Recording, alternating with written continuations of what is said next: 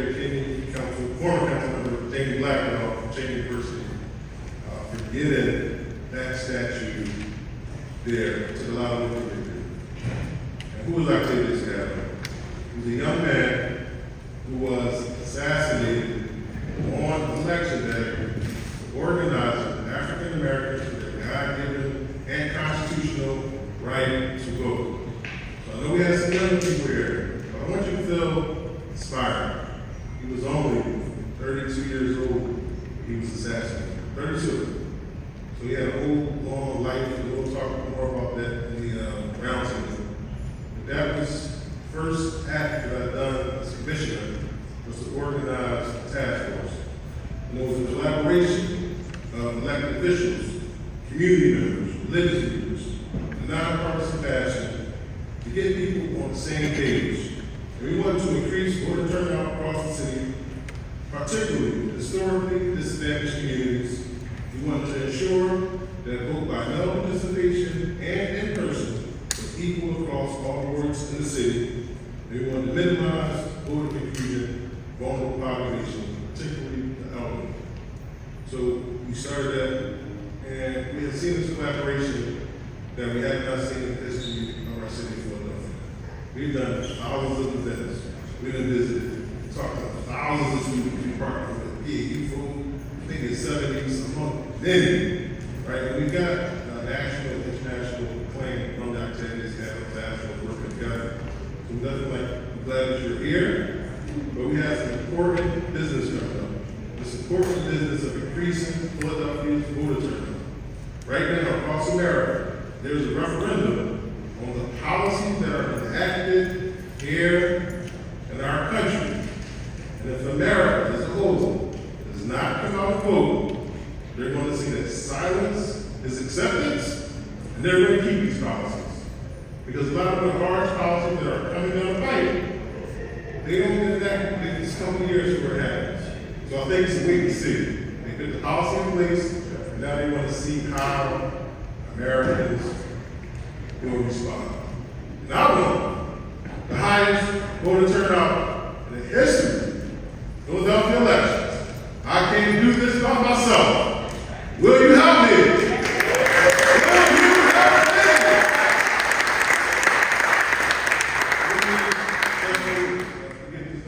I have partners from local, state, federal, elected officials who are committed to voter turnout and committed to being friends of the city commissioner's office.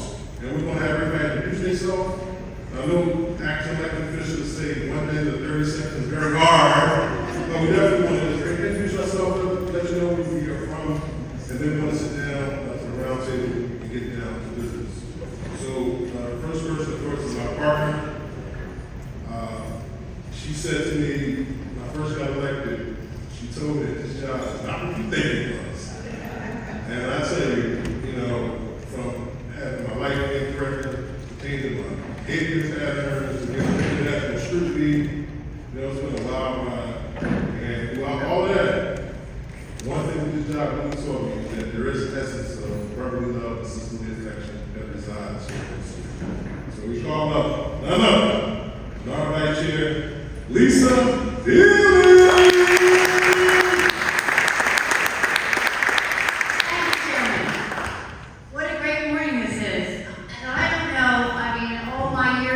Government, I've never saw this room set up like this.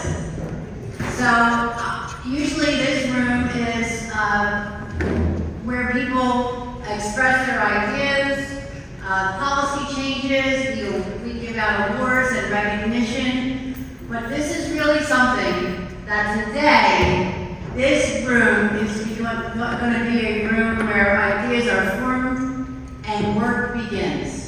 Very important work that we all need, and we really thank Chairman Commissioner Omar Sabir for convening such an esteemed group, and I look forward to what's going to come out today and the many days going forward. You know, it's all incumbent upon all of us to not only talk the talk, but to walk the walk. So thank you, Chairman Sabir, for this phenomenal convening. And I look forward to working with all of you.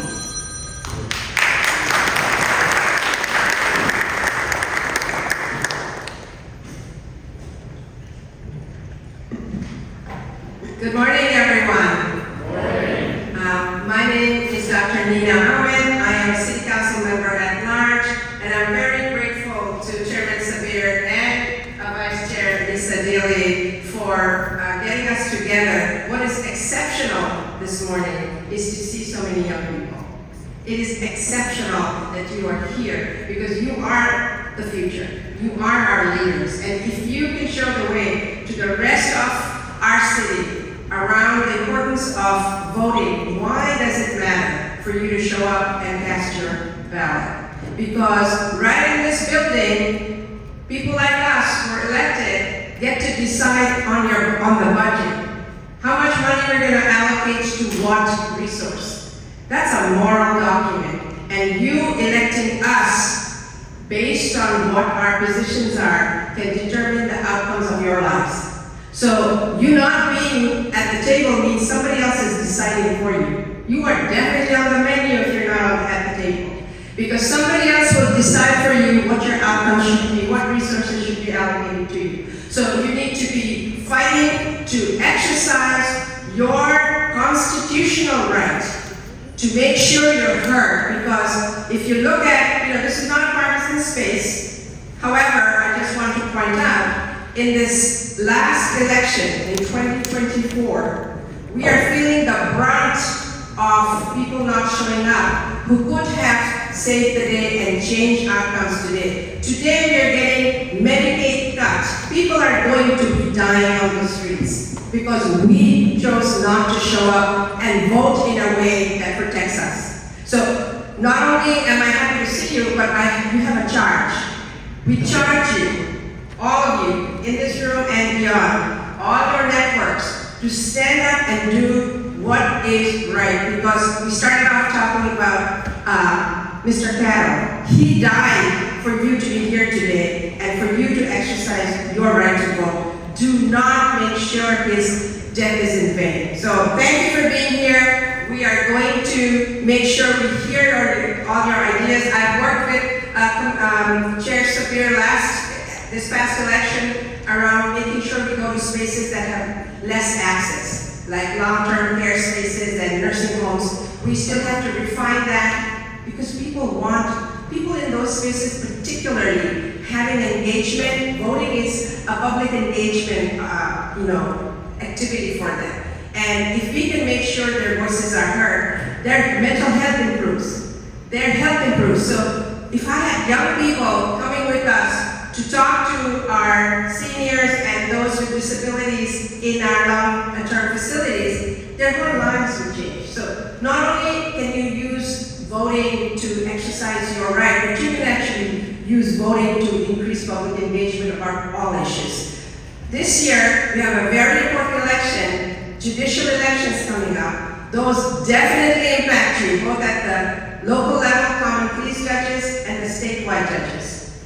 For people who are interested in very important issue of reproductive rights, our Supreme Court is standing between you and losing those. Our governor is standing between you and losing those. So pay attention, what you value in your life, and find the threats to this election process. And please talk to your friends, family, and neighbors and say, don't take this for granted because someone else is going to exercise your right. Thank you so much.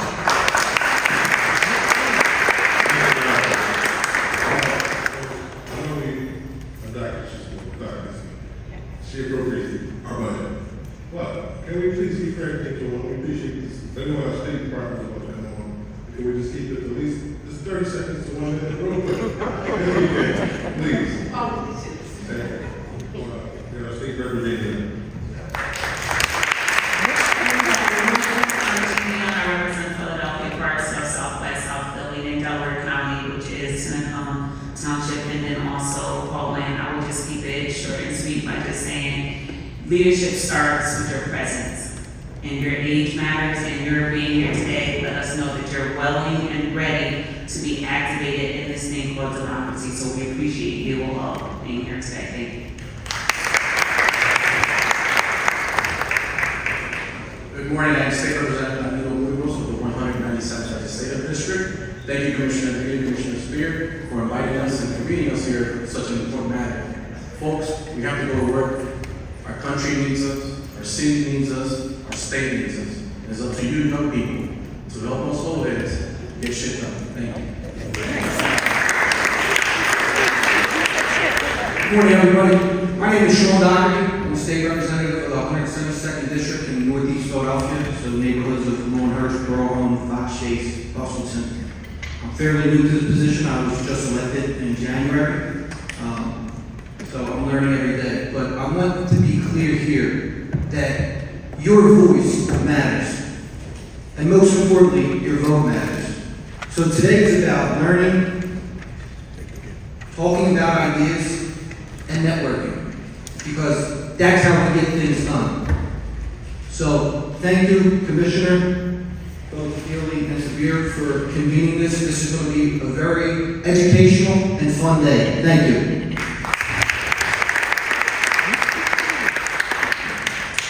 Good morning, everyone. My name is Rick Juicy. I'm the state representative of the 188th Legislative District in West and Southwest Philadelphia.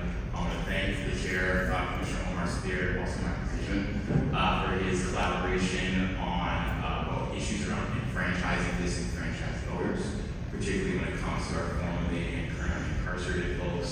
A lot of people who pay track of their justice system are not aware of their rights, they're not aware of their access to voting, and so I am grateful to work with Commissioner Spear and continue to push that information and expand who is able to participate in our democracy. The last thing I'll say, I'm really grateful to see a lot of young people here. I look forward to working with you, to actually creating a world that you feel like you can believe in, because you have to show up, but also we have to bear the responsibility of creating the kind of policies and the kind of society where you are excited to support your elected officials. So I look forward to working together to win that kind of role for you. Thank you.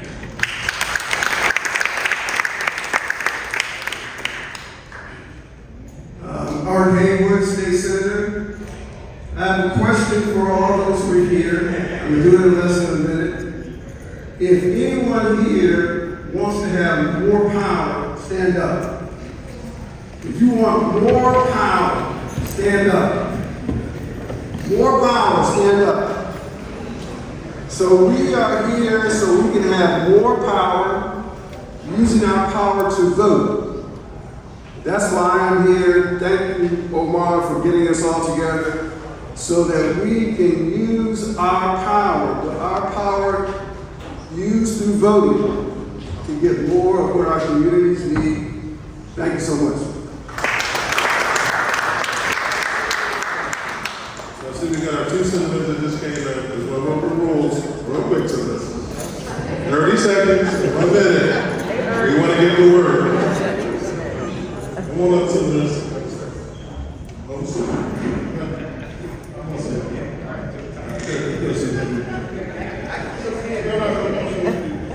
How you all doing today? So, Commissioner, thank you for gathering so many folks here today. And civic engagement for our young people is probably one of the most important things we can do. Everything else that comes out of government is a consequence of our participating in the electoral process. Understanding none of us as elected officials stand up here without people voting. And the selection of who stands in front of you as your elected officials is a direct consequences of your voting. And look, listen, I'm gonna be quick. School funding, which you said that is a direct consequence of decisions we make after we're elected. Second, the buses and the way trains that you ride on. Healthcare, the environment, job creation are all impacted by the decisions that elected officials make. And you get to decide who sits in front of you. So understand the roles that people play, understand the positions, understand your power to influence what happens in those spaces, whether they be the President of the United States, members of Congress, the mayor, the governor, state legislators. You have a voice in that process through your vote. And being able to use your vote as a skilled tool will make you that much more effective in getting the results you want. So it's my pleasure to introduce to some and present to others the chairman, the Democratic chairman of the Senate Appropriations Committee, the man I go to asking for money for you all the time, my friend, the Honorable Senator Vincent Hughes. One second. I used to work for Senator Vincent Hughes for 6 years. 6 long years. And staff, you're not getting upset at me. Think about this brother right here. Because that's really got that hard work ethic, and to the young interns that are there, understand that hard work is just, it starts from the top down. When I came to the business office, I already had won an election, coming to the office, I think we're going to do policy, I think we're going to do all this, stuff. And when I got there, it was like answering phones. But that was my desk. I didn't have a desk. I was sitting right in front, answering the phone, talking to constituents. But what I found out, that was probably the most rewarding position. You learned about everything, constituent service, you learned about scheduling, you learned about everything. And most importantly, you learned about helping people. And so, I can't have any event, sorry, sir. I'm not introducing my former boss, my mentor, Senator Vincent Hughes. All right, family. I'm gonna make this as plain as I possibly can, and we'll borrow former Mayor Street's line, which always is relevant. I'll be brief no matter how long it takes. Okay?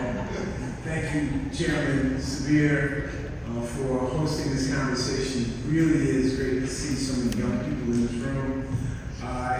If I'm gonna add anything, what we are experiencing from a policy perspective, and you've heard this conversation, this is not political in terms of big D and big R, okay? Democratic Republican.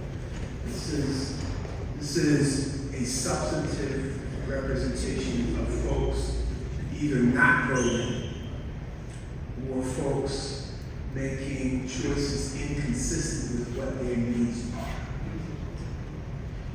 Just passed and signed into law on America's birthday, a very un-American piece of legislation that's compromising and really destroying the fabric of our reality. Reductions in healthcare, reductions in education, reductions in job opportunities, reductions in protections in your workspace. One thing that's not talked about a lot, and I see so many young people here, but I also see a number of people here who are paying off their student loans. The changes in the big ugly bill will likely increase student loan payments by about $2,900 per year. Factor that in to your bottom line. That is a result of people not voting or people making choices on their ballot inconsistent with their needs. Okay? Now, for folks gathered here, it should be an assumption that voting is relevant. But for folks gathered here, it should be a mandate to talk about and for you to express why it's relevant and what is relevant to you. Okay? And so that is, in my brief remarks, that is what I want to encourage. And also to add this, any great transformation in society has come through young people. Dr. King was in his 20s and 30s. When he made his bold statement and his bold efforts. And Senator Haywood, I believe it was 60 years ago this year, the Voting Rights Act was signed into law. Okay? Young people have the power to change things. Seize your power. Seize your power economically, seize your power socially, and in this conversation, this day, seize your power, the power of the ballot. Thank you.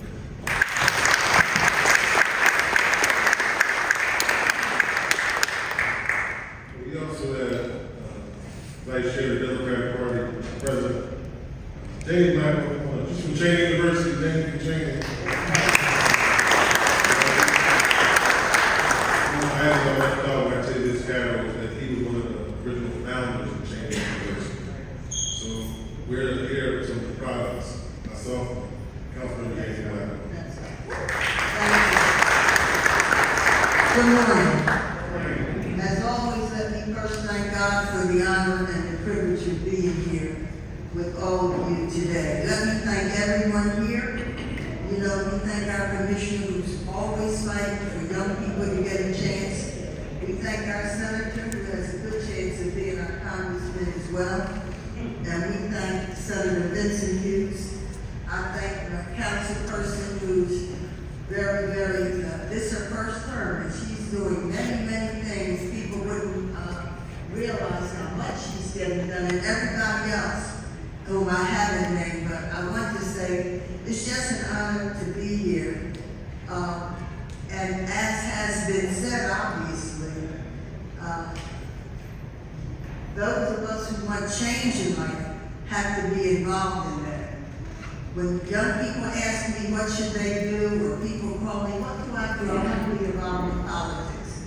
I tell them they contact someone, one of these wonderful people up here, ask them what you can do to volunteer. Get involved.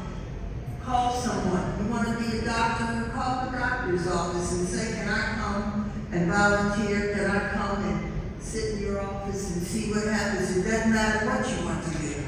I remember when my husband, the late Congressman Bishop Blackwell, I remember when he ran for office as a state rep, because he was a state rep, then city council, and then U.S. Congress. In fact, he and I were the first couple ever elected in this country on the same day when I succeeded in the city council, and he went on to Congress. But I remember when they created a new legislative seat, it's 188th legislative district, and they wanted somebody from the community that people respected, that people liked, that people would support to run for that office. So they came to him, party came to him, and they asked him if he would run. And so I also remember when he went to Harrisburg to start his first day of work as a state representative. He looked at somebody who was standing there and said, excuse me, can you tell me where the Capitol is? And that person said, you're standing on the steps. So my point is, you don't have to know to be involved. You just have to be committed to do your best to get involved in your community and support people you believe in.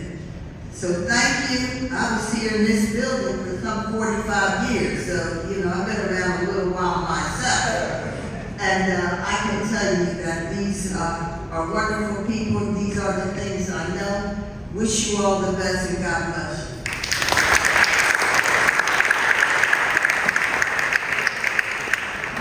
So we have the Honorable Judge Lloyd Dumas here. Just, if you come say this, if you like, I want to say this way. She's actually the judge at the Commonwealth Court, and she got elected as the highest voter turnout in 30 years. That's all for you.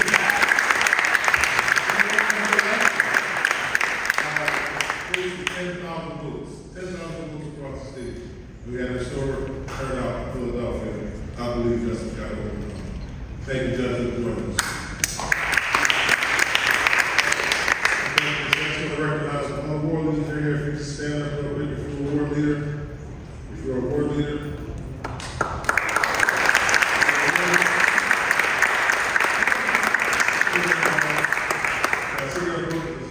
We have 66 awards. We have 69 award leaders because 3 of the awards are broken up into A and B. So we always like to thank our award leaders. The award is a political zip code for our county in Philadelphia. So we always like to thank the award leaders, but don't want to thank this work that they do. So we're going to sit down and we're going to begin our roundtable. Thank you.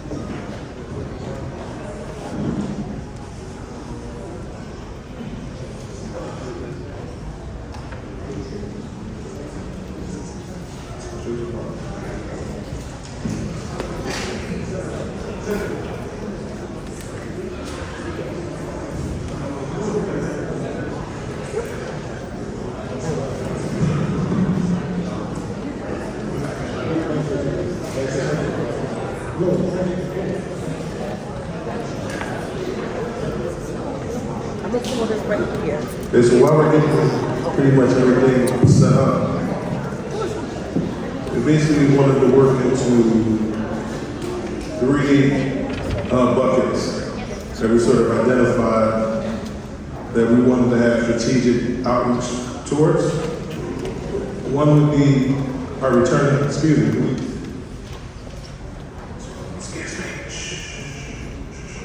I'll get started. While we're getting set up, I was saying there's 3 key components, 3 basic groups that we sort of wanted to look at that deserved more attention. One was the former incarcerated community, one was the youth community, and the other was the youth. Talk about high schools and college. We wanted to have targeted activation. So just in the back of your mind, everybody's here, just think about those sort of 3 buckets that we sort of look at that we target. Mara, you ready? Okay.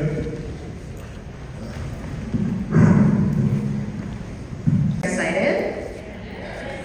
Give me 1 second.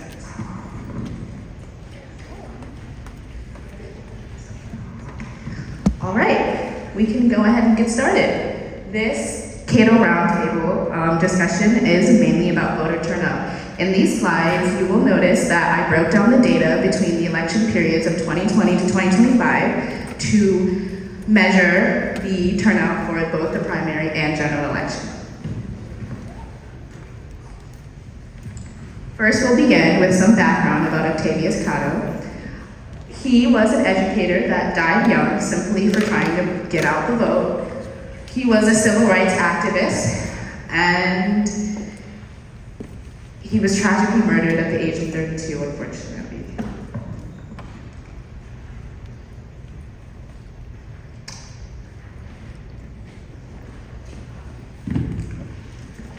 The purpose of the Cato Roundtable. The Cato Roundtable solely exists to foster collaboration between many different organizations, elected officials, and groups in the Philadelphia area to increase voter turnout. 1.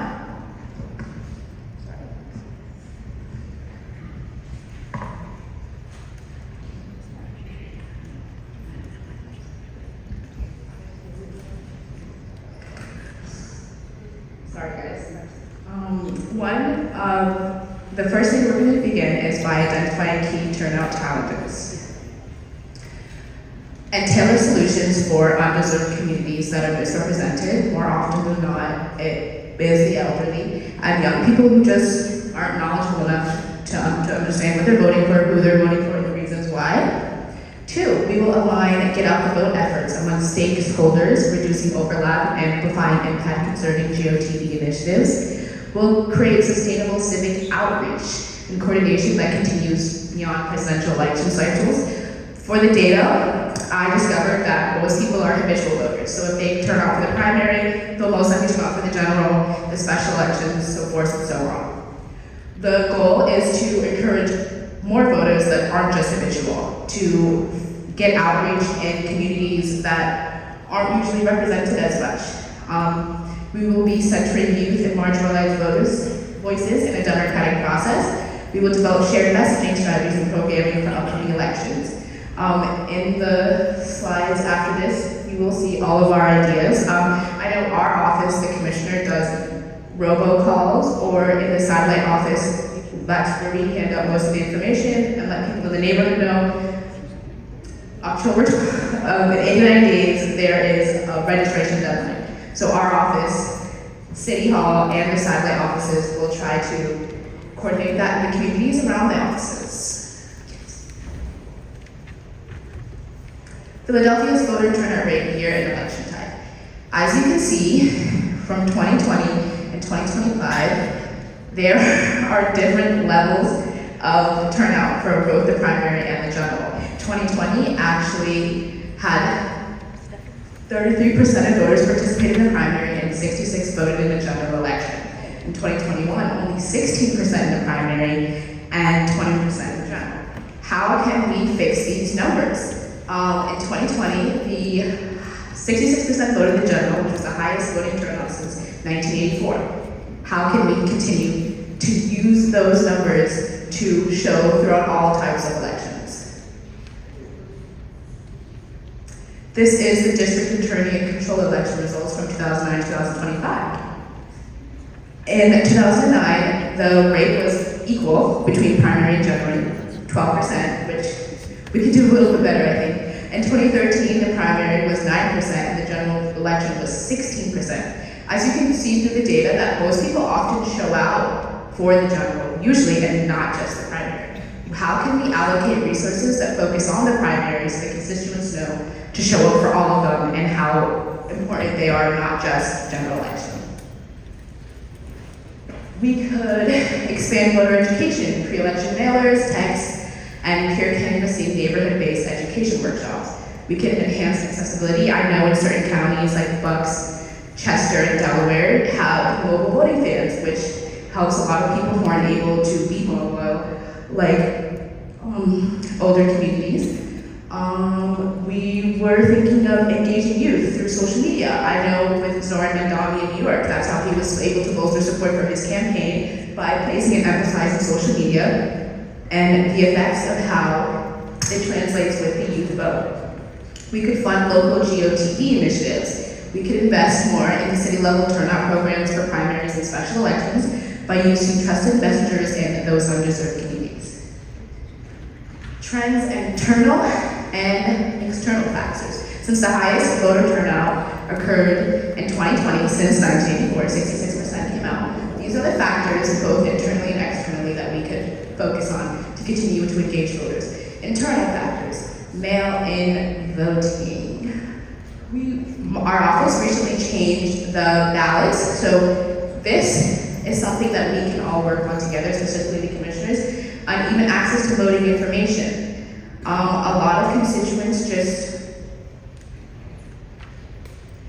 constituents aren't, I know I'm 21, so I know that I'm always talking to my friends. I major in political science. I'm always talking to my friends about the importance of voting, and they don't understand, they think that the presidential election is the sale. They don't understand how your local and city government impacts you a lot more than the federal rules, etc. Voting habits, again, back to what I was saying earlier, people are habitual voters. Civic engagement can be stretched throughout all elections, and we can focus on voters that don't show up as much. We can look at the data and see who continuously comes to all the elections and try to hone our focus on the people who don't show up as much. Quality of voting experiences. I know a constituent called our office inquiring about the ADA accessibility machines. And currently we're working with ARP to fix that for people who don't have accessibility or don't understand how to use the machines due to their disabilities. Also, it would be a lot, because constituents call the office and sometimes they're like, oh, where do I go for this? Am I still registered for that? And we know the information, so we respond to them, but there should be there should be ways that people can access their information without feeling like they have to jump in groups. Because, you call an office, you have to transfer, and some people just would rather just hear it outright. Campaign strategies and get out the vote efforts. I think that we can go to, I think the youth vote is the most important, in my personal opinion. I think we can go to high schools and have initiatives that actually young people are engaged with, and not just like, oh, you get a slip, you read it, and that's it. No, maybe we could do basketball competitions, etc. I think we could really engage the young people in Philadelphia by way of connecting with what they like to do. External factors. In 2020, we all know it was COVID, and that actually increased the mail-in ballot requests, because people in 2020 who didn't want to vote in person, they requested mail-in ballots, which continued even after 2020. So now the request of mail-in ballots is higher than it was before. Limited funding for voting materials. For this one, we could probably expand where we put a lot of our voting materials. When I was doing research for this slide, it came out that county assistance offices actually offer one of the highest amounts of registration for people to get involved. For the lack of youth engagement, we can, again, focus on what young people are interested in and find a way to collaborate with them. Ongoing concerns about voter suppression. Some people feel like their voice is unheard, especially young people, and I feel like if there's more ways that we can make people feel like their vote matters and their vote counts, I think more people would be inclined to show up. Cooperation initiatives. We have 85 days to the October 20th voter registration deadline. Here are ways we can collaborate to continue to increase voter participation. Elected officials. We can invest in civic level GOTV initiatives, support youth programs to reflect their interests, partner year-round with churches and neighborhood groups, incorporate at least 3 robocalls, and include 5 email blast campaigns targeting constituents across the Philadelphia region. For community organizers, we could partner with colleges to increase the number of GOTV.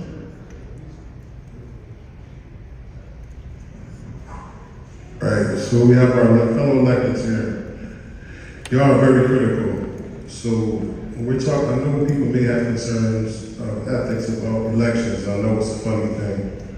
But the thing is, we need more collaboration, right? So the robocalls, this is a nonpartisan fashion. When the deadlines come up, we need you to reach out to the constituents and tell them again, hey, elections coming up, we got to support a deadline coming up. So we ask you to at least do 3 of them. Now, the email blasts. Between now and election day, we need 5 email blasts to your constituents. And it could be deadlines that's coming up, becoming a poll worker, rights for returning citizens, et cetera, et cetera, et cetera. And we also going to need assistance with getting access to the high schools, because they go from the principal to principal for each high school. And sometimes it's challenging getting into schools. And we also would like you to be present, if you can, to be at that visit when we visit the high schools, to be there to talk to the community, talk to the students, encourage them, and also offer them, it can be internships or, whatever. But we definitely need you to be on the ground with that. And then also, we used to do those town halls that we used to do in the pandemic, right? We need some more of those town halls, and we can at least get 1 or 2 of those town halls that would be big, and I prefer the big town halls. There was one town hall we had, it was all the senators from all across Philadelphia, and we had this big town hall, and I think it might have been about 50 or 60,000 people on that call, telephone town hall. So that's really what we need, and then also whoever is in charge of your constituent services, we want to definitely work to give you all the frequently asked questions.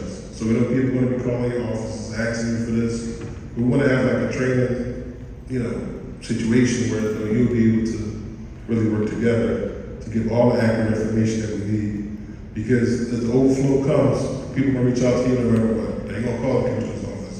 They're going to call Virginia Young, because Virginia Young serves the Southwest, and that's what they're comfortable with. And also, we're also going to need activation at the satellite locations. That's the game changer. Okay, the satellite locations is the game changer. That was the game changer in New York. We saw all that turnout in New York. Even in 2020, we had more activation in 2020. A lot of people was using those satellite locations. So we have our Vanessa Carpucci, she's here. Vanessa, raise your hand. So any coordination with the satellite locations, please feel free. Let's use them. As long as it's nonpartisan, so you can do a budget update from Harrisburg if you want. You can use our satellite locations. We can have DJs. We can have music, we can have food, that's there for you. And then any other events that you're planning on, electeds, we have a weekly radio show every Saturday on WURD from 8 a.m. to 9 a.m. So you always have a platform to use WURD. And in addition to that, with our activations, we definitely can use WURD and other radio stations to get the word out there as well. Additionally, the radio show is really cool. I do it with the commissioner every Saturday. 8 a.m. to 9, 96.1 FM.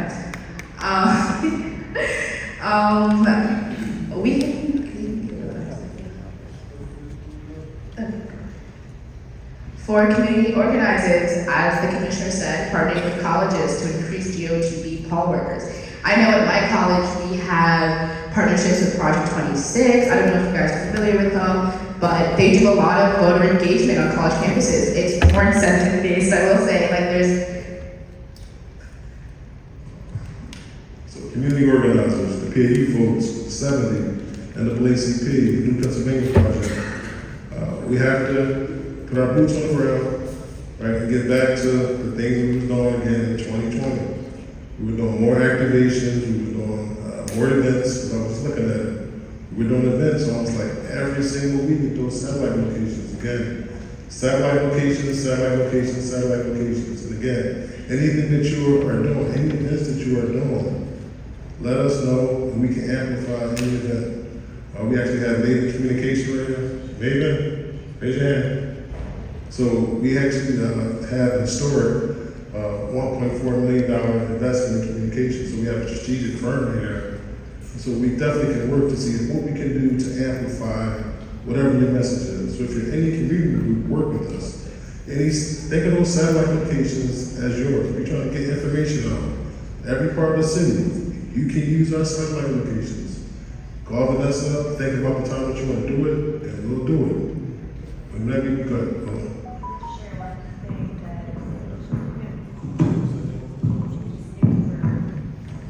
We have some exciting news in partnership with CCP that I just want to make sure everyone knows. We'll be the first in the country to integrate the state's voter registration system into the student class registration system at CCP. This is something we've been trying to do for over 18 months probably. That is happening and will be in place. And this is something, once they crack this code at CCP, we're hoping that we can roll this out to other universities too and have that in place for 2026. So that would be huge to have that in place. Just community groups, like I said, let's get busy. Let's think about some coordinated things that we could do. Again, if it's, budgetary things like Anton Moore, he just called me out for Union Community. He has this big partnership with the Eagles, he was saying, where he's trying to do like this big rally and get like Eagle tickets and just, using those professional organizations to help amplify this message. So that's what we're gonna think about along those lines. What are the ways we can continue voter advocacy to increase the turnout rate and encourage participation from historically underrepresented groups? And what does voter engagement look like to you? And what are ways we can, as organizations, provide support? Does anyone want to answer any of these questions?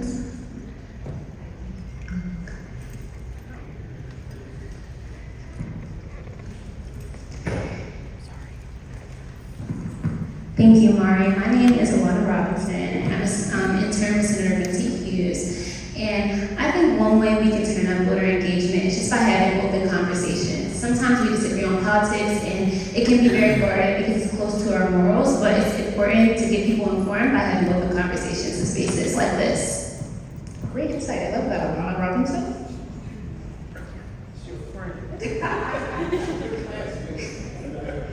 Anyone else?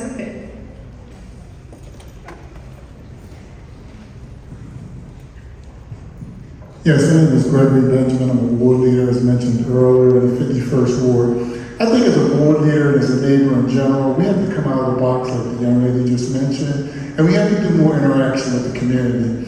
An example of that would be, instead of just waiting for campaigns, I think we need to literally get out in the communities. We have to go and touch base with the people that live there, so they're no longer feeling like we just come to them when we're looking for their vote. This has to be a consistent practice as we organize our communities so we can empower our people. People will feel really good when you come to them and not just when it's time for voting. So that's what we're doing to make a difference in the 51st Ward.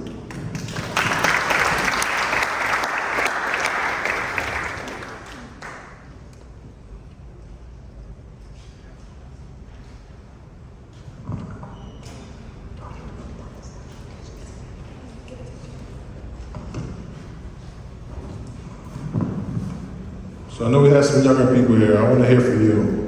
And you please be under 22. I want to hear from you. Okay, why don't you feel like that this election, that you vote in the presidential elections, but in an election like this, you won't come out and participate? Anybody can raise your hand. You under 22? Anybody under 22?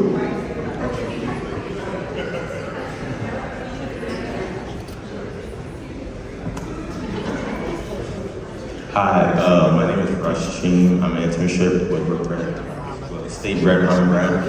And I feel like most people don't come out to like elections like this because they don't know what they're voting for and how it's impacting them. Like I feel like many people just focus on the president and they believe that the president handles everything and they don't know like the people that are running and how it can affect them in their everyday life.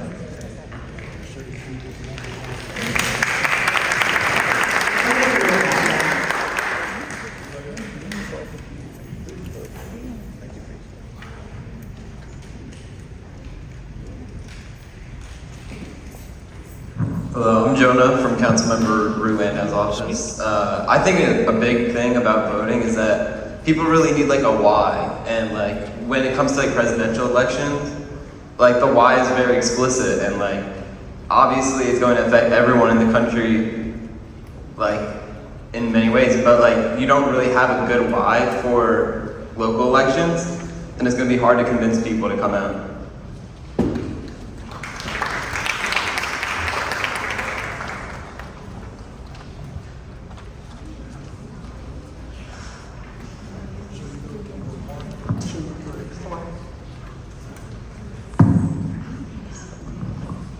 Good morning, everyone. My name is Delise Williams, and I'm the CEO of Stronger Partners, Stronger School, Inc. I work in the Northwest region as a community advocate. I am a committee person of the 22nd Ward 15th Division. I stand here today and said that we have to meet people where they are. So I went around into my community so I can meet people where they are. I know we have the satellites, but we need more.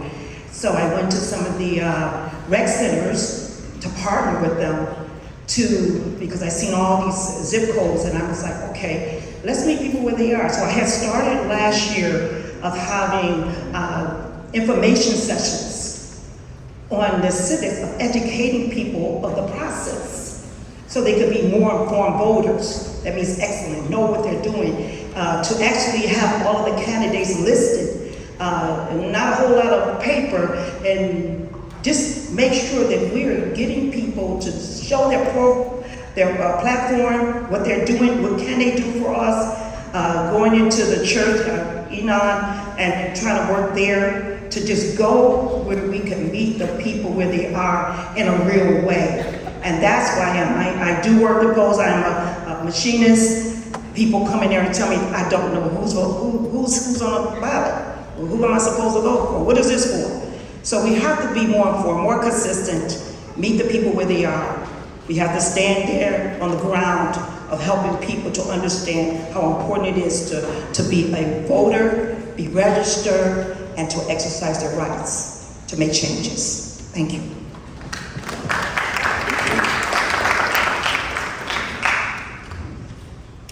I saw hands over here.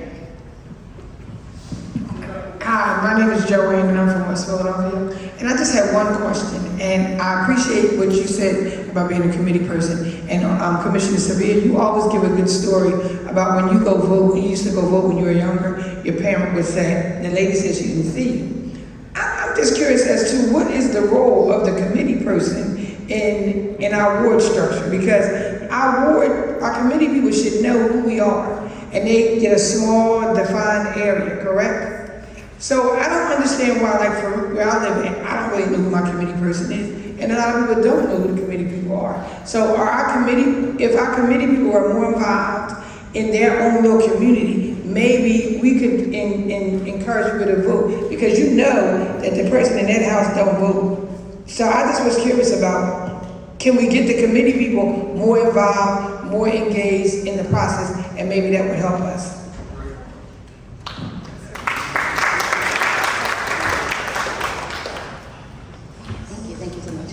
Hi, my name is Tia Watson. I am Vice President of Advocacy, Public Policy, and Legislative Affairs at the Urban League of Greater Philadelphia.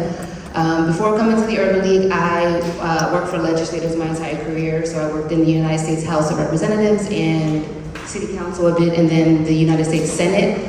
And so something I learned when working in the Senate, as I'm talking to members of the community, I'm talking to a lot of nonprofit leaders, a lot of young people, And civic education has always been a big part of the work that I did. And so I'm always talking to people about why it's important to vote and making the connection so that they understand why it's important. So talking about on the federal level how my boss, U.S. Senator Bob Casey, advocated for city and state funding.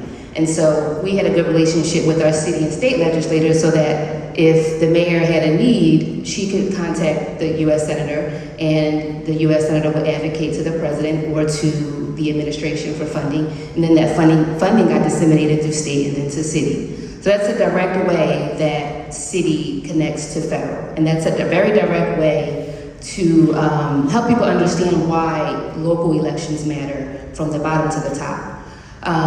One of the things that I noticed also was that the nonprofit leaders who were working with young people didn't have the knowledge and the tools to be able to talk to the young people that they served. So as I'm talking and explaining to them, making all the connections, they're like, wow, I never thought about it that way. So they're talking to the young people on a very super surface level. They're saying it's important to vote, but they're not able to get to dig a little deeper into making them understand. So what the young people said, why does it matter to me?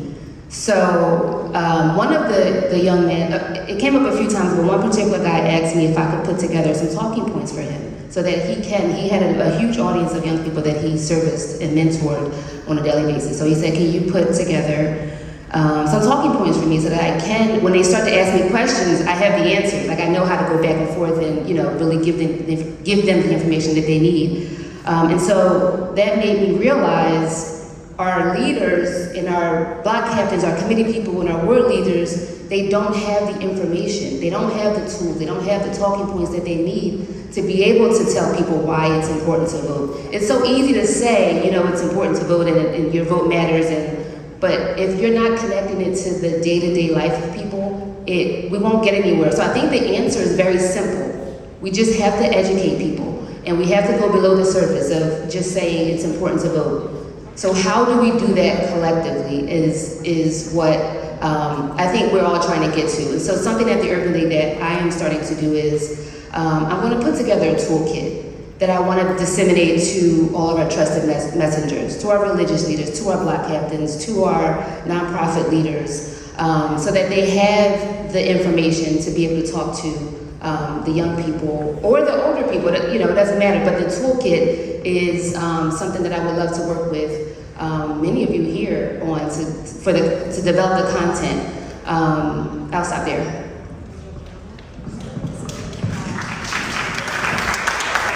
So relatedly to that, so we have this popular How Philly Works guide, and we're expanding it with Lauren Christella with the Committee of 70. And we're gonna have the How Wards Work guide ahead of the committee person elections next year. So if people wanna run for committee person, they're gonna know exactly how to do that.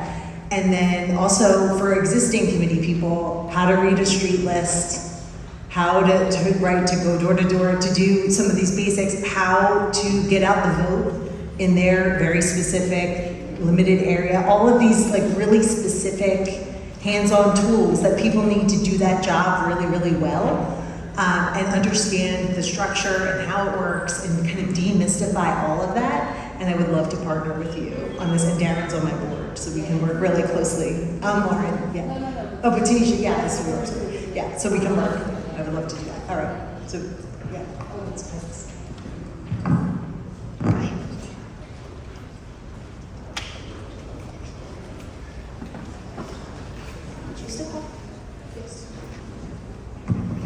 Hi, my name is James Doherty. I represent the 4th District as a community activist for the area.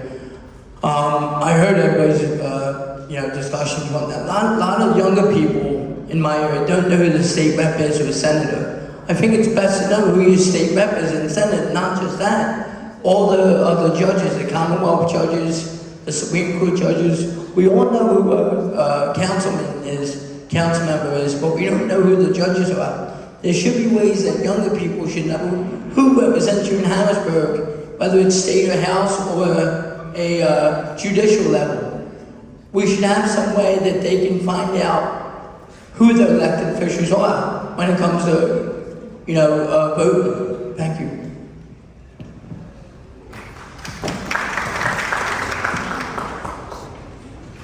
it's afternoon now. Good afternoon, everybody. My name is Terrell.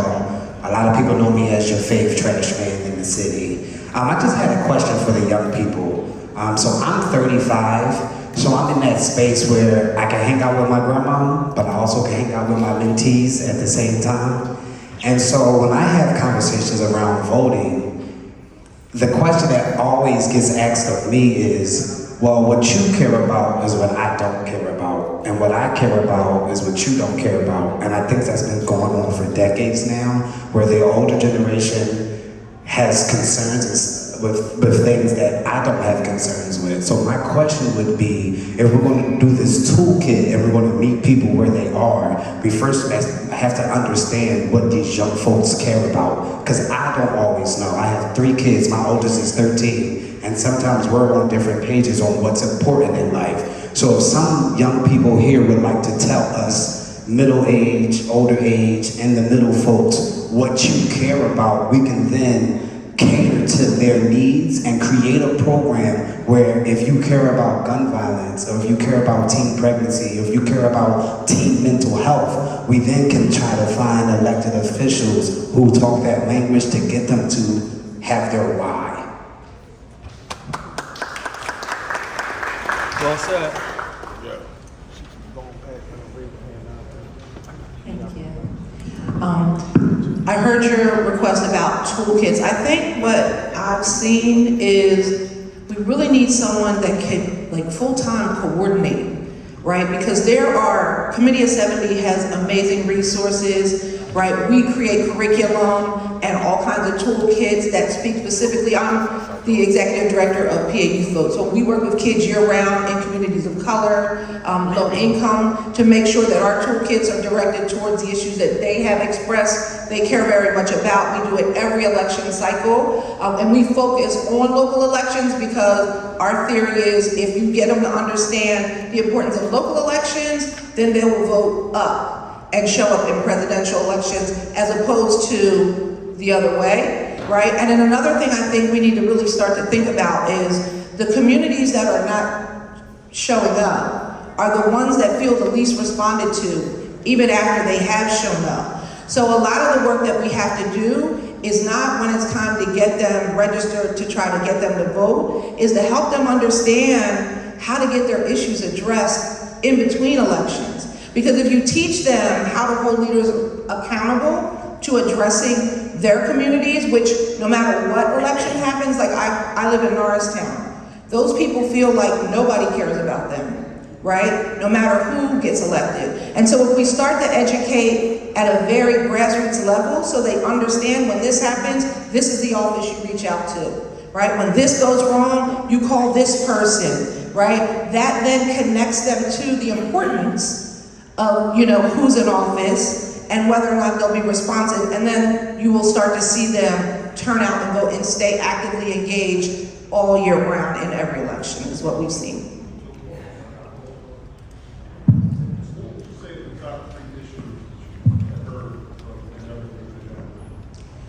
So younger people are very interested. The top issues that young people care about, it really depends on where they are, right? And so, young people care a lot about school funding. They understand there's been an initiative to help educate them to understand the inequity, and now they realize their schools are underfunded and they want to know why they don't have the same amount of resources. They care a lot about the lack of mental health support. They care a lot about homelessness. They care a lot about whether or not there are employment opportunities for them. So they care about a lot of the same things that adults do, but it does change depending on where they are. So like Norristown, for instance, there's not a lot of recreational programming there, right? So you really have to kind of understand what the issues are, create engagement that connects those issues to what's on the ballot, right? We have a lot of young people that are in the justice system, right? Who your judges are can determine what type of justice system you have, whether or not there's going to be opportunities for some sort of diversion programming, or if they're just going right into the justice system and being stuck there. So when you can speak to them that way, right, then they understand better why these people really matter and how they actually impact their lives on a day-to-day basis. So, but the point I'm trying to make too is from the coordinator, we have all these resources, we have trusted messengers that are engaging. How do we coordinate and make sure all of those resources are connected to, like we have plenty for young people, right? If you're engaging young people, we open it up to all of you, right? Committee of 70, right? Anybody that has resources, connect them to the people that are trusted and going into these communities day to day. And then I think we'd be doing a lot better about educating and empowering the communities that we're all trying to serve.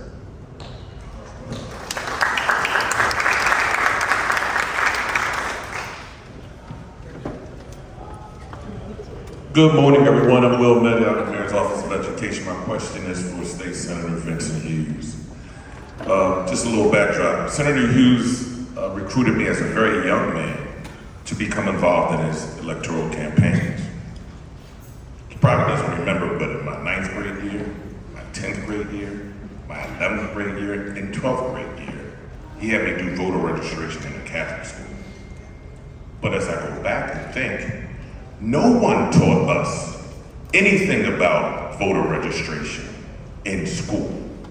But when I got ready to go to college, it was mandatory for me, in order to get student aid, to sign up with the government for selective service. So how can we, as elected officials, use our influence to make it required that young people of age have to be registered to vote if we're going to determine that they can make a decision on whether or not to go to war and kill someone? We should place that pressure. We absolutely have to place that pressure. And the number one reason why young folks aren't being asked to vote, the data says, is because they're not super voters. In other words, they're not constantly voting. And people who want to get reelected go back to the people who've been voting. Barack Obama showed us that you could change that. All he did was go to them. He said, come on, get involved. No different than what Vincent Hughes did like 40 some years ago. My question, will elected officials push federal government to make it mandatory for voter registration to be required of those who have to sign up for selective service?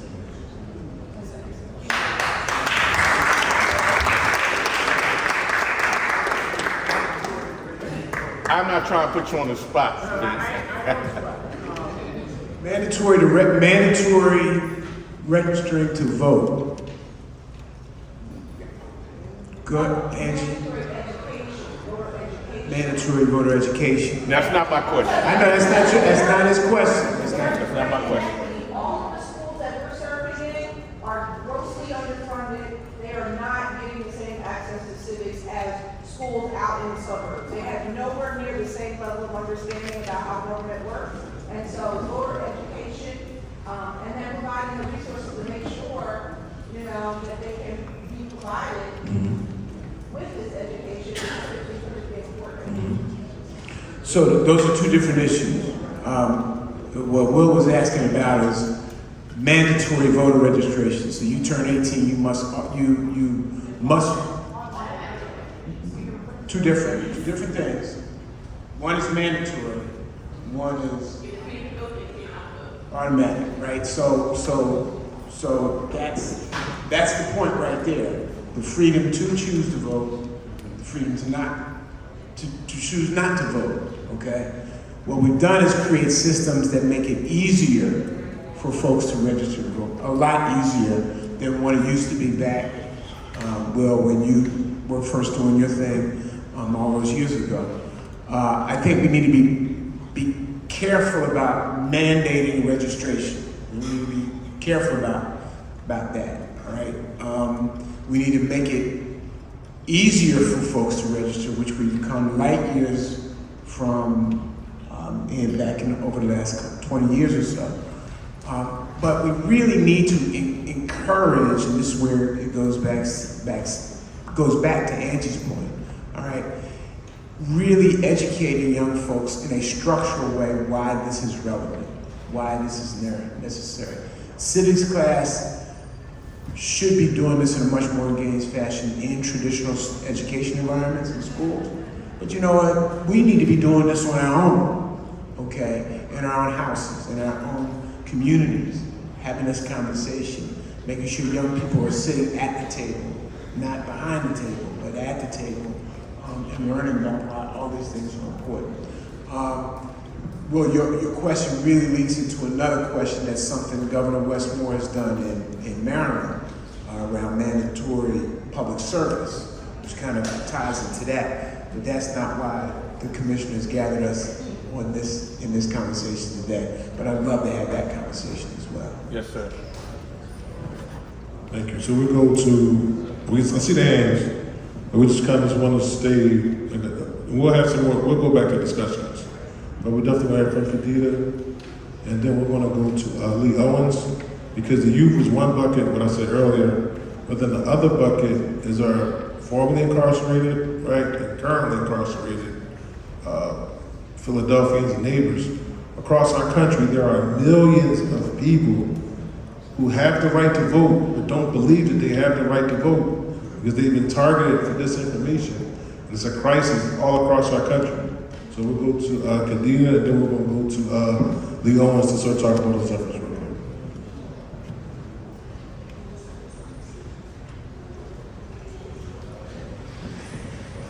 Good afternoon, everybody. My name is Kadena Kenner. I'm the founding CEO of the New Pennsylvania Project. We're a voting rights organization doing lots of voter registration. Almost 60,000 folks registered to vote with our organization in the last couple of years. And I tell you that voter registration is complicated. It's not the easiest to do here in the Commonwealth. And when we talk about voter turnout with the youth, it's very important to note that the #1 reason why the most recently registered to vote don't actually come out to cast a ballot is because they don't know how to do it. I'm a super voter because I watch my mom do it. I watch her do it every election, and that's why I vote in every election every 6 months. So it's very important that when we're engaging folks on the ground, we're talking in communities, we're also providing them with the information they need to cast that first ballot. Because if you don't have mom or grandma or auntie to take you to the polls, you don't go because you don't know what you're doing, and you don't want to look stupid. No one wants to look stupid when they go into the polling location and ask lots of questions. So I just want to make sure that we're all talking about providing information, voter information to folks. When they are getting registered to vote, they can go out and cast a ballot, and language access is important with young people. If you don't have it in English and Spanish and multiple other languages, we're not reaching our communities.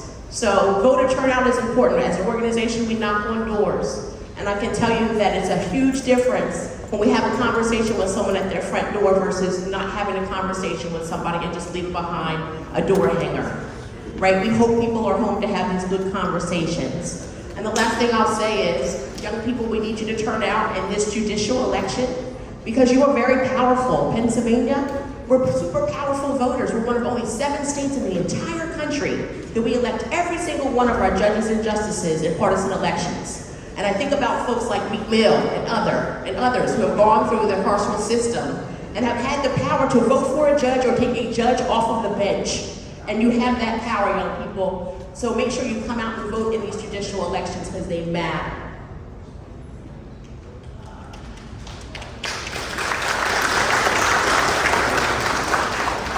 Good morning, everyone. My name is Lee Owens. I serve as the Education and Advocacy Director for the Pennsylvania Prison Society, as well as the founding executive director of the Penn Franchise Project.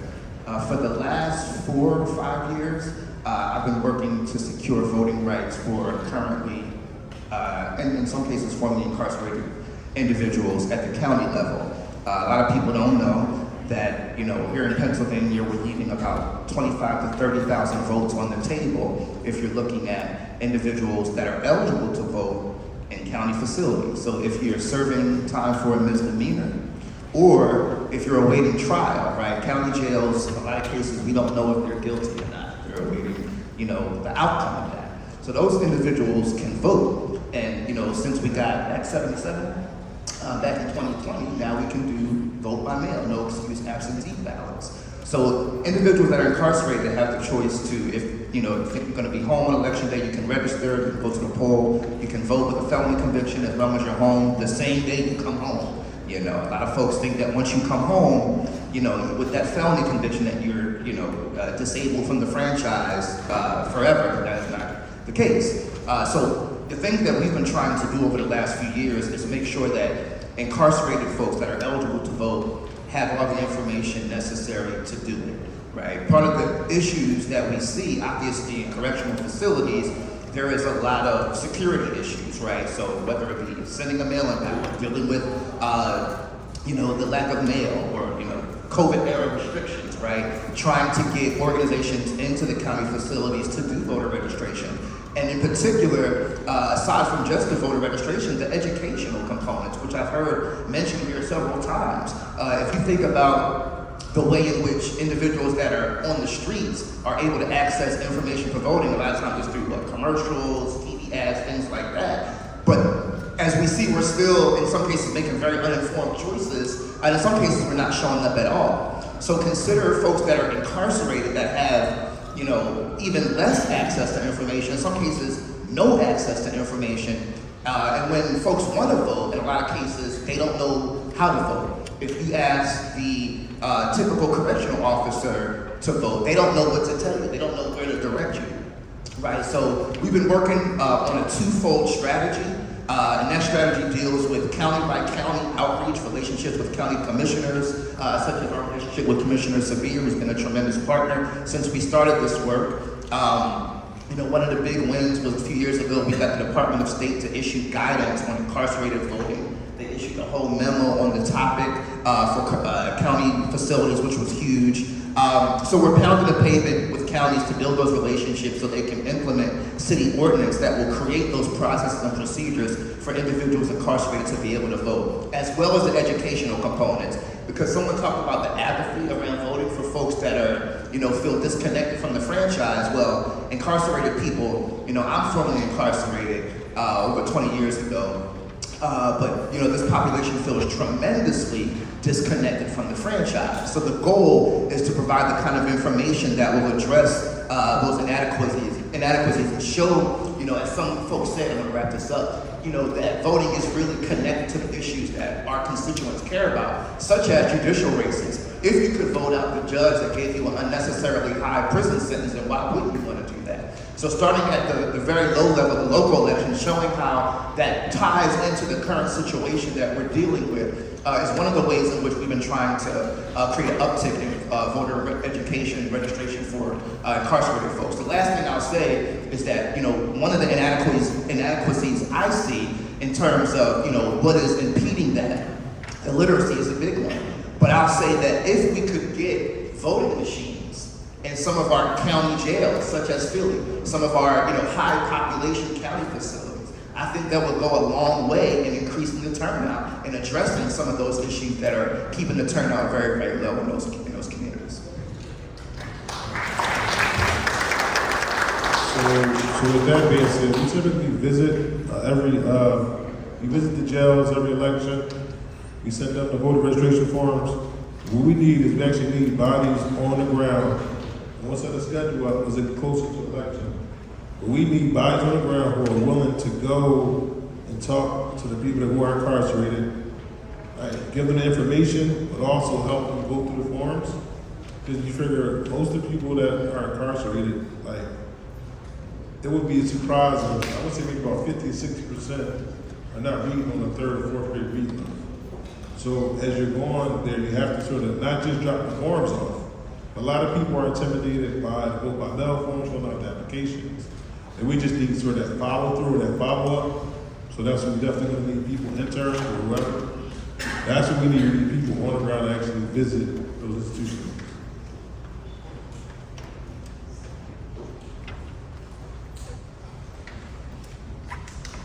So we've got a pretty good update on that front in partnership. Michelle Sensi is here representing the League of Women Voters. I'm still on the board there.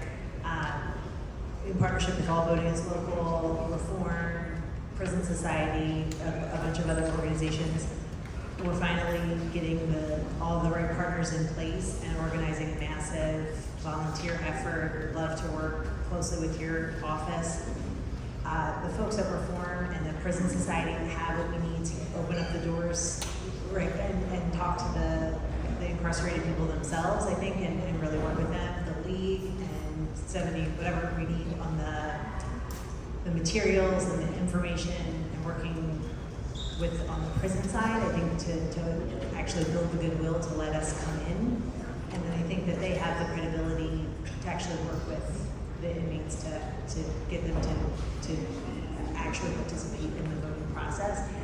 Allegheny County has been really, really successful with this model, and I think we finally have the right people, motivation, and the right mix of organizations and resources lined up. We're going to have a big meeting in August. If anyone else wants to join and get in, I don't think it's on the books just yet. I would love as many people, and then we do need those bodies to come in and be the volunteers that are willing to go into the prisons. And I think we can make a big difference in this upcoming fall election. I know we've said this a lot on the retention elections. If we're not endorsing, obviously, the Committee of 70 doesn't do that. If those judges aren't retained, we will be OPI. That is those maps, the judges who make sure the maps are fair.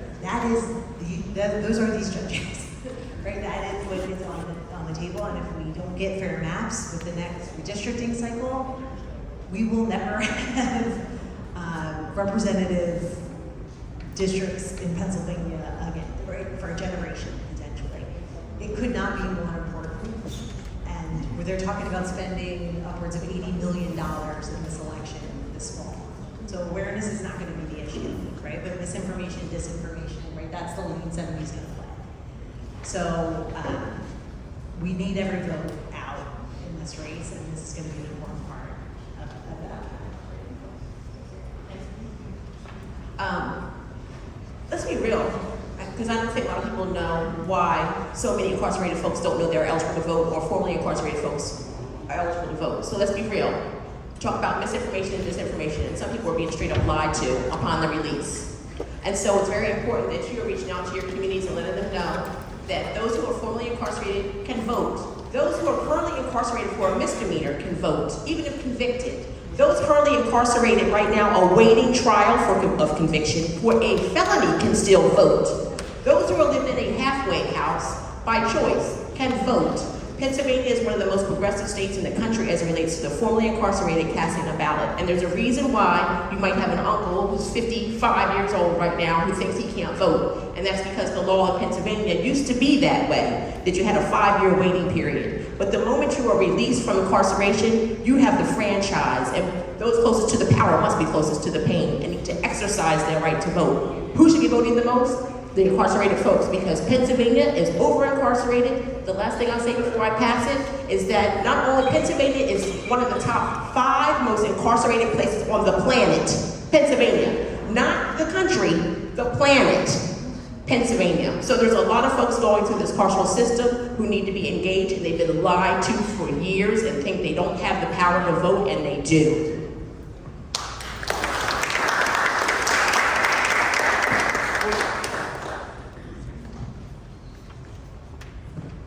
Good day, everyone. My name is Lisa Destry, and I'm the Chief Revenue Officer at WRD Radio. And I would love to invite Tia, Committee of 70, we've had on. Your toolkits can sit on our website. Our brand is one of the most trusted brands in the city. We have rural democracy. We kick it off every election cycle, beginning in September. So I would love to connect with all of you. The August meeting, we figure out how we come in and either pipe the conversation so our audience can listen, because our audience is very reactive. We just had a cash mob that the goal was $20,000 because we are under attack. Media is under attack, all forms. We ended up with more than $80,000 from our audience. So people are listening, people do react. And again, I welcome all of you to share your toolkits with us. We'll put them on our website. Come on and talk about it. Omar's show is amazing. I feel like if people have questions about their water, he's finding that person, the contact name to get that situation fixed. So thank you all, and I'm here.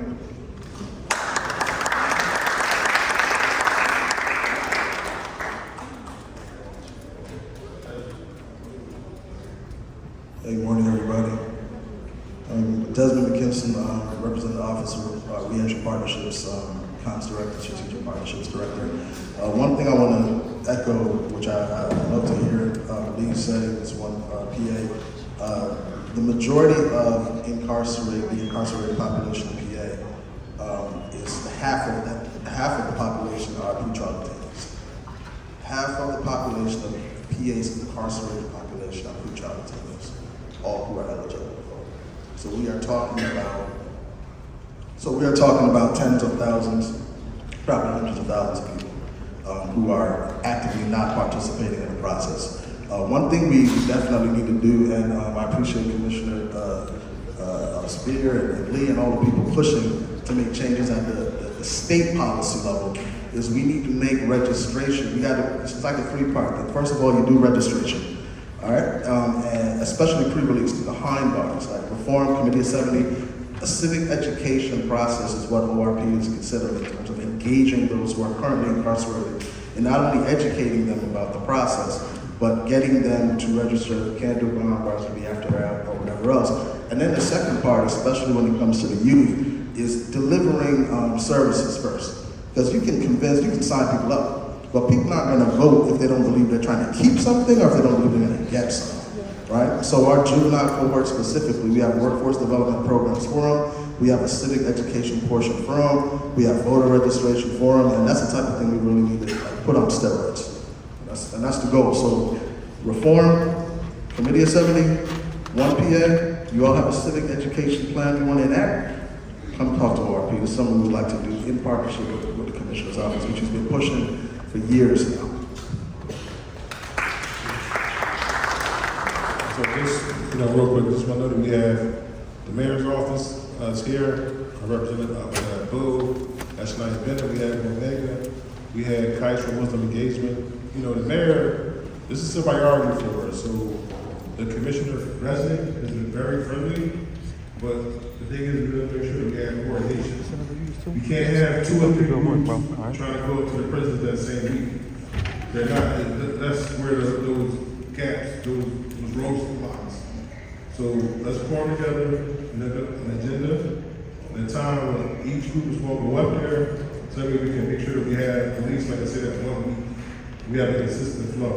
If you got 2 groups trying to go up there on the same week or the same time, it causes, like I said, a little gap, and then the resident a lot of times, he might just shut it down or whatever. So let's make sure we're all on the same page. So the commissioner's office is pretty much the point person with resident. So he reaches out to us, and then let's finish out and do the opening. But August, please, as soon as we get that date, as soon as possible, we can work together. Everybody will get the team, but that's going to be there. When we talk about voter turnout, when we talking about the unhoused community, return community, early voting, that is something that is what makes turnout happen. So we have Vanessa Caracosa, she's here. She's a satellite coordinator, so please reach out to her, whatever logistics that you want to do for them. Right now, they're not open on the weekends, but they have an event on the weekend, we can open it up on the weekends. But you gotta run it past, Vanessa, she can coordinate, get the appropriate staff and everything we need. She's gonna talk about satellite real quick and what they do and everything else.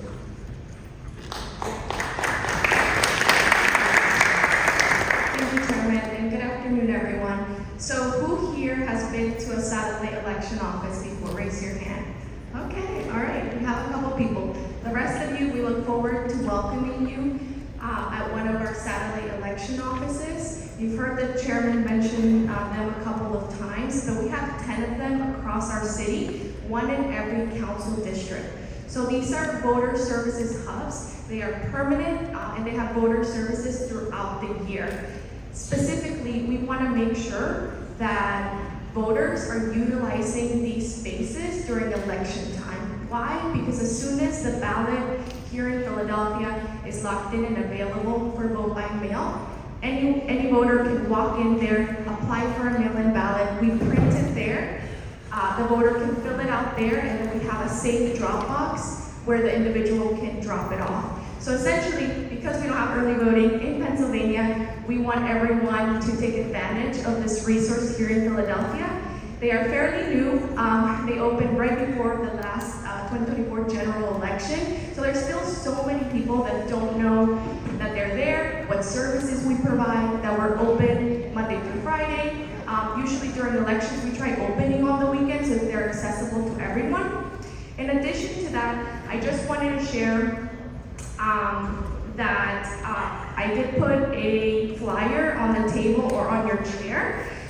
We want community partners, elected officials to utilize these offices. Yes, to help us with activations to get the word out about voting, but also during non-election time. Let's say you're having a community training, and it could be civically related as well, right? But for example, we're partnering with the Office of Community Empowerment and Opportunity on an overdose prevention training. And they're utilizing 4 of our satellites to provide this training to the community. And at the same time, we're sharing with those residents what services we provide on the satellites. So we want more collaborations like that. So we invite you. There's a QR code here. I did print out my contact information in the back of the flyer, so you can also reach out to me. Let's coordinate and collaborate on getting the word out about our border services and the services that your organization provides as well. Thank you.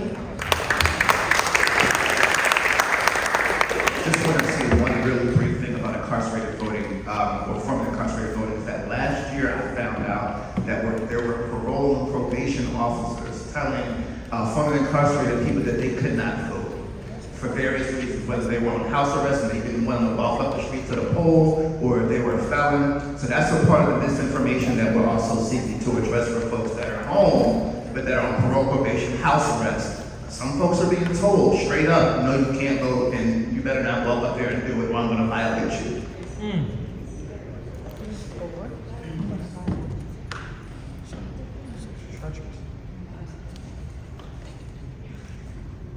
Good afternoon, everyone. My name is Vincent Thompson. I'm the Communications Director for Philadelphia City Council and Council President King Allen Johnson. And Omar, I just want to let you know, and I'm going to say this publicly because I can now, that we will, as City Council and my office, do whatever we can to help you get the word out in all 17 council districts. You have my word on that today, okay? And the second thing I would like to mention, we've talked about how to get voters out, but I do have to say something as a person who now runs a budget that you spend. You have to spend where people listen. And a lot of organizations in this room don't spend where people listen. So if you want to get young people, KYW is not where you're going to get them.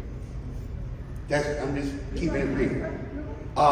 You know, you're going to have to change your thought processes of where you spend, because you put your money where things are important. We have changed our ways in City Council through the Council President's Office to put money into organizations that people look at. So we do more spending now with community newspapers. We do more spending now with radio stations that target young people, that target the Latino community, because you got to go where the people are, right? So I know we talk a lot in this room about getting people to go out and vote, young people, but we've got a crisis all over the city where young people and older people aren't coming out to vote because they don't feel it's relevant to them. So I can tell you, as a guy who has to deal with people understanding council, it's not just 23-year-old people that don't know council, it's 83-year-old people that don't know city council. So I'm going to urge, when we're doing our registration drives and you have money to spend money at organizations that normally don't get it, because one, you will get bang for the buck, and secondly, you will get people where they are. In Philadelphia, people read their community newspapers. They are trusted messengers. I love the Inquirer. The Inquirer report is here. I love the Inquirer. I will spend in the Inquirer. I'll spend in the Daily News, because a lot of people don't read it because to get that kind of information that they want, and it's super expensive. So why would I spend $30,000 for one run in the Daily News when I can spend $30,000 and get 20 community papers that I know everybody's listening to, that everybody knows, to go to radio stations like Power 99 and Radio 1 and WURD. So that's my only recommendation to the folks here who have budgets. Spend outside your comfort zone, because it will go a long way to getting stuff out. But you have our commitment, Omar, that will help you out in any way that we can.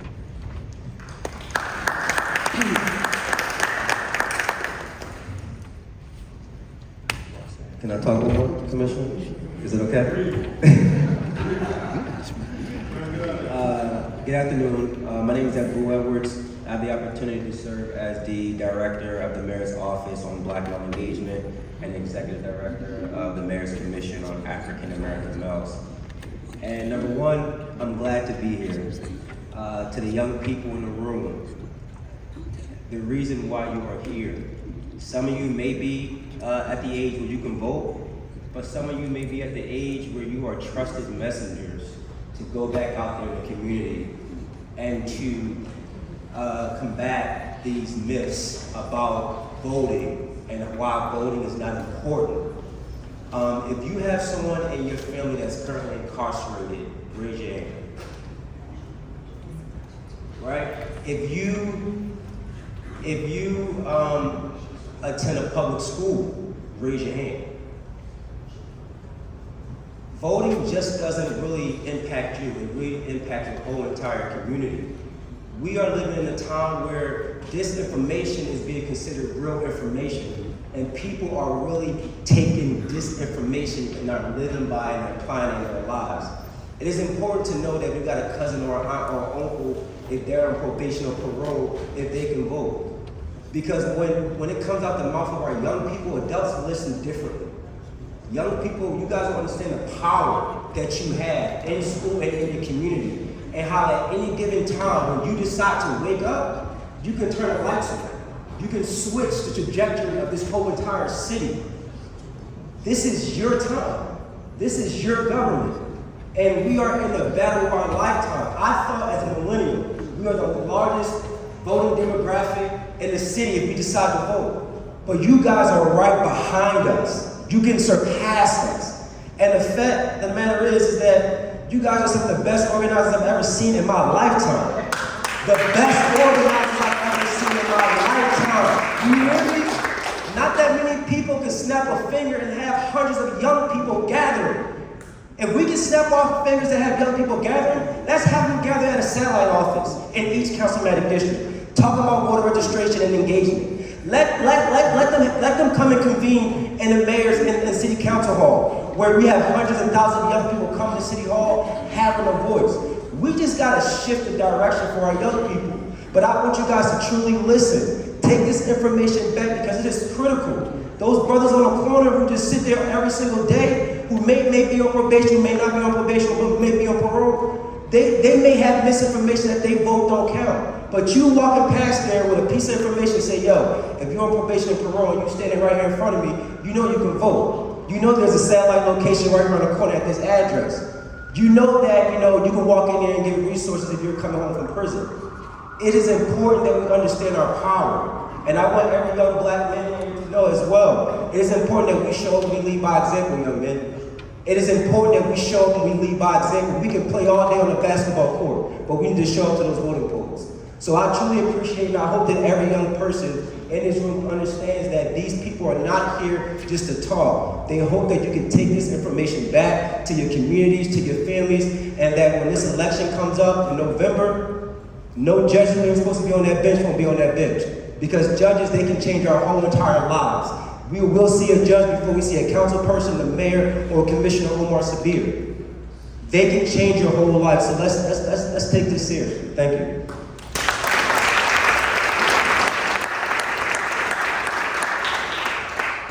I want to thank you, Commissioner. Every time it's a pleasure to come out and to you, young lady, about the committee people. We do this because we love it. We don't get paid, but we love it, and I love it. And so, September, I will be at Pleasant Playground for anyone. I noticed that we have a lot of returned mail-in ballots that was not done correctly. So I'm giving them my time for someone to come in and I will teach them how to do it correctly. I'm going to be in the senior citizen homes. I also wanted to ask you, gentlemen, that I was in the halfway houses for returned citizens. I learned there that they said that they could not use the halfway house as the address to register. Right. They have to use a previous before incarceration but some people say they don't even have that, so now we lose that. So I think collectively together with all this great information and knowledge, we've got to come together collectively, not separately. I hear a lot of different groups and organizations. This is the time to come together, collectively, unify ourselves. I'm the president of Young Voters Unite. We have to get it together. We have to come together because we're only going to win together. Victory is not coming separately. And we need to know how serious this is. Look at our education system. Dismantling. Look at all the things that are real. This is real. So it's up to us to get behind a leader that's going to help us and we help him. So I'm going to tell you today, I'm going to help you to get behind me. So thank you.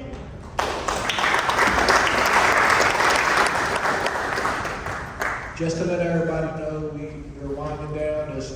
We're out of here at 1 o'clock. And Commissioner, we have some interns from State Rep out in Brown's office. They had some questions that they did that they wanted to ask you and for the community assembly. My name is Andrea Bono, and I wanted to ask, why hasn't the voting age been lowered to 16 yet? Why hasn't the voting age been lowered to 16 yet?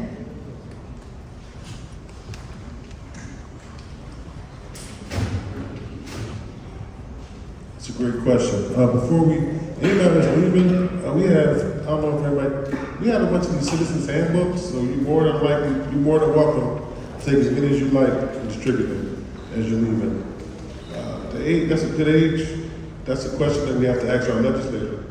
And if we organize and we galvanize that as an issue, look at the state legislators to make that change. Because we're governed by state laws. So the state will have to come up with a legal change.